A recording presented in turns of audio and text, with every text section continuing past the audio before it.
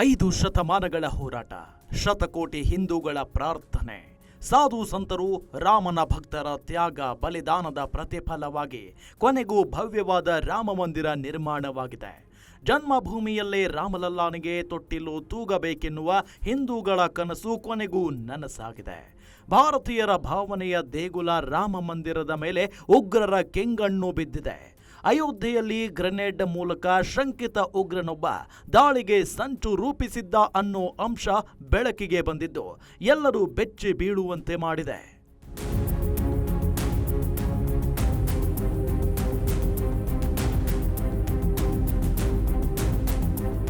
ಸ್ವಲ್ಪ ಯಾಮಾರಿದ್ರೂ ರಾಮ ಜನ್ಮಭೂಮಿ ಅಯೋಧ್ಯೆಯಲ್ಲಿ ದೊಡ್ಡ ಅನಾಹುತವೇ ಸಂಭವಿಸಿ ಬಿಡ್ತಿತ್ತು.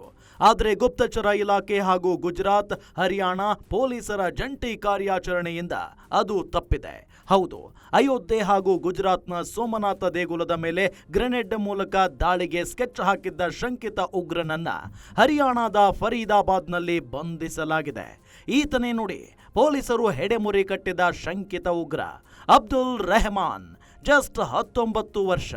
ಉತ್ತರ ಪ್ರದೇಶದ ಫೈಜಾಬಾದ್ ಮೂಲದ ಈತ ಆಟೋ ಚಾಲಕನಾಗಿ ಕೆಲಸ ಮಾಡ್ತಿದ್ದ. ವಿಶ್ವದ ಕುಖ್ಯಾತ ಉಗ್ರ ಸಂಘಟನೆಯಾದ ಐಸಿಸ್ ಹಾಗೂ ಪಾಕ್ನ ISI ಜೊತೆ ನಿರಂತರ ಸಂಪರ್ಕದಲ್ಲಿದ್ದ.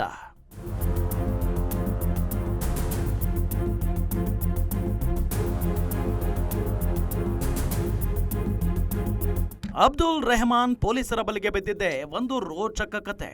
ಬೇರೆ ಯಾವುದೋ ಪ್ರಕರಣದಲ್ಲಿ ಆರೋಪಿಯೊಬ್ಬ ಸಿಕ್ಕಿಬಿದ್ದಿದ್ದ. ಆತನ ವಿಚಾರಣೆಯಲ್ಲಿ ಅಬ್ದುಲ್ ರೆಹಮಾನ್ ಬಗ್ಗೆ ಸುಳಿವು ಸಿಕ್ಕಿತ್ತು. ಐಸಿಸ್ ಹಾಗೂ ಪಾಕಿಸ್ತಾನದ ISI ನಂಟು ಹೊಂದಿದ್ದ ಅಬ್ದುಲ್ ರೆಹಮಾನ್ ಬಂಧನಕ್ಕೆ ಪೊಲೀಸರು ಫೀಲ್ಡ್ಗಿಳಿದಿದ್ರು. ತೀವ್ರ ಹುಡುಕಾಟದ ನಂತರ ಪಕ್ಕಾ ಇನ್ಫಾರ್ಮೇಶನ್ ಮೇಲೆ ಹರಿಯಾಣದ ಫರೀದಾಬಾದ್ನಲ್ಲಿ ಅಬ್ದುಲ್ ರೆಹಮಾನ್ ಅನ್ನ ಬಂಧಿಸಿದ್ರು.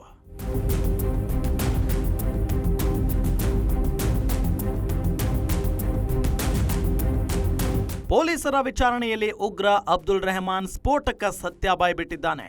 2 ಬಾರಿ ಅಯೋಧ್ಯೆಗೆ ಭೇಟಿ ನೀಡಿ ಪರಿಶೀಲನೆ ನಡೆಸಿದ್ದೆ. ಫೈಜಾಬಾದ್ನಿಂದ ಫರೀದಾಬಾದ್ಗೆ ರೈಲಿನಲ್ಲಿ ಬಂದೆ. ಅಲ್ಲಿ ಅಪರಿಚಿತ ವ್ಯಕ್ತಿಯೊಬ್ಬ 2 ಹ್ಯಾಂಡ್ ಗ್ರೆನೇಡ್ ನೀಡಿದ. ನನಗೆ ನಿರ್ದೇಶನ ನೀಡುತ್ತಿದ್ದ ವ್ಯಕ್ತಿ ಫರೀದಾಬಾದ್ನಲ್ಲಿ ಉಳಿದುಕೊಳ್ಳುವಂತೆ ಹೇಳಿದ್ದ ಅಂತ ಸತ್ಯ ಒಪ್ಪಿಕೊಂಡಿದ್ದಾನೆ. ಇನ್ನು ಉಗ್ರ ಅಬ್ದುಲ್ ರೆಹಮಾನ್ ಮನೆ ಮೇಲೆ ದಾಳಿ ನಡೆಸಿದ ಪೊಲೀಸರು 2 ಹ್ಯಾಂಡ್ ಗ್ರೆನೇಡ್ ವಶಪಡಿಸಿಕೊಂಡಿದ್ದಾರೆ. ರಾಮ ಜನ್ಮಭೂಮಿ ಅಯೋಧ್ಯೆಯಲ್ಲಿ ನಡೆಯಬೇಕಿದ್ದ ಸ್ಫೋಟದ ಕೃತ್ಯವನ್ನ ತಪ್ಪಿಸಿದ್ದಾರೆ. ಗ್ಯಾರಂಟಿ ನ್ಯೂಸ್, ಸುದ್ದಿ ಖಚಿತ, ನ್ಯಾಯ ನಿಶ್ಚಿತ.